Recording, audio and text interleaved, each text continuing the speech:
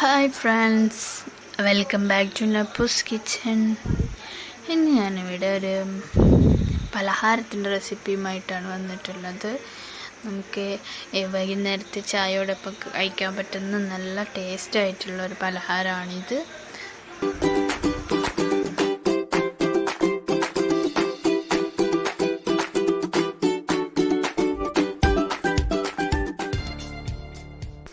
അപ്പോൾ നമുക്ക് വീഡിയോയിലേക്ക് കടക്കാം. ഇതിന് നമുക്ക് ആവശ്യമുള്ളത് തേങ്ങയാണ്. ഇതിപ്പോൾ ഒരു തേങ്ങ മുഴുവൻ ചരണ്ടി എടുത്തിട്ടുണ്ട്.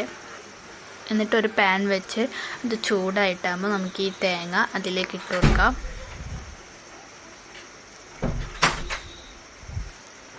എന്നിട്ടൊന്ന് ഇളക്കി കൊടുക്കാം.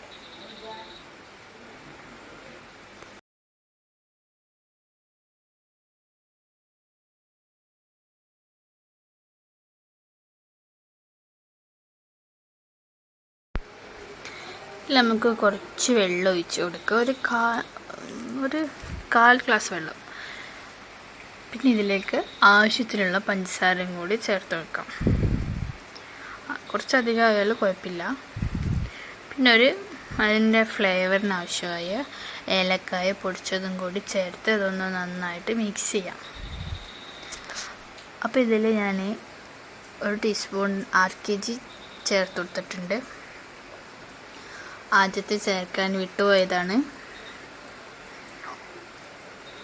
അപ്പോൾ ഇതിലേക്ക് നമുക്ക് അണ്ടിപ്പരിപ്പും മുന്തിരിയും ഉണ്ടെങ്കിൽ ചേർക്കാം, ഇല്ലെങ്കിൽ കുഴപ്പമൊന്നുമില്ല. ഞാനിപ്പോൾ ഇവിടെ അതൊന്നും ചേർത്തിട്ടില്ല, എൻ്റെ അടുത്ത് സ്റ്റോക്കില്ല.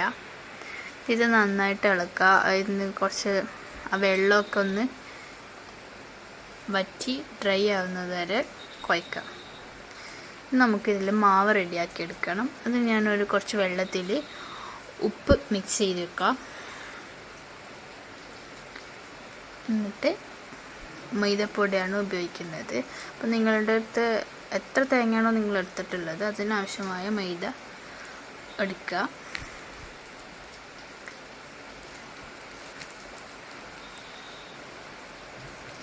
ഇതിലേക്ക് നമുക്ക് ഒരു മുട്ട പൊട്ടിച്ചൊഴിക്കാം.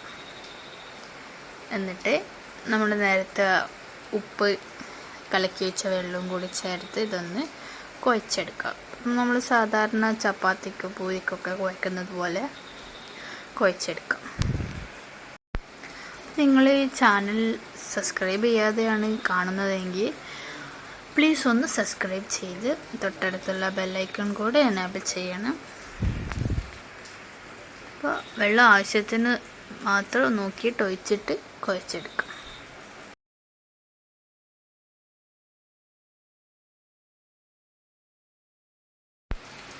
എന്നിട്ട് അതിനെ ചെറിയ ചെറിയ ബോൾസ് ആക്കി വെച്ചിട്ട് ഇങ്ങനെ പരത്തിയെടുക്കാം.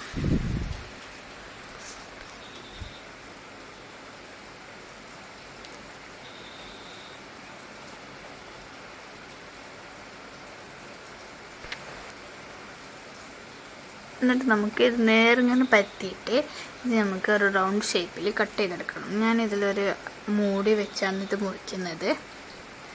എന്നിട്ടത് മുറിച്ചെടുക്കുക. എന്നിട്ട് നമ്മൾ നേരത്തെ റെഡിയാക്കി വെച്ചിട്ടുള്ള തേങ്ങയുടെ പണ്ടം ഇതിലിട്ട് കൊടുക്കുക. എന്നിട്ടിങ്ങനെ ഇതിനെ പിരിച്ചു കൊടുക്കുക.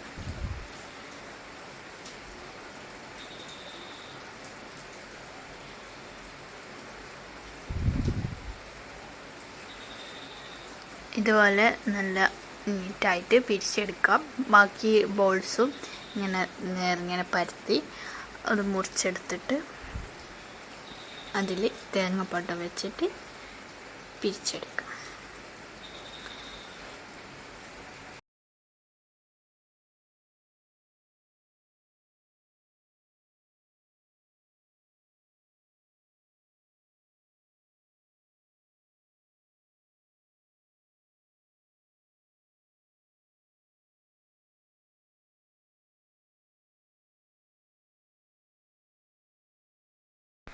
ഇനി നമുക്കിത് ഫ്രൈ ചെയ്തെടുക്കാം. അതിന് വേണ്ടി ഒരു തട്ട് വെച്ച് അതിൽ ഓയിൽ ഒഴിച്ച് കൊടുത്തിട്ടുണ്ട്.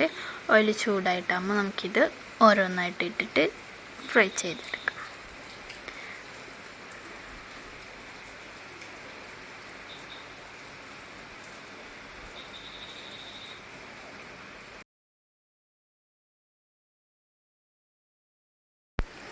തിരിച്ചു മറിച്ചൊക്കെ ഇട്ടിട്ട് ഒരു ബ്രൗൺ കളറാവുന്നത് വരെ ഫ്രൈ ചെയ്തെടുക്കും. അപ്പോൾ ഇത് റെഡി ആയിട്ടുണ്ട്. നമുക്കിത് പ്ലേറ്റിലോട്ട് മാറ്റാം. അതുപോലെ ബാക്കിയുള്ളതോടെ ഫ്രൈ ചെയ്തെടുക്കാം.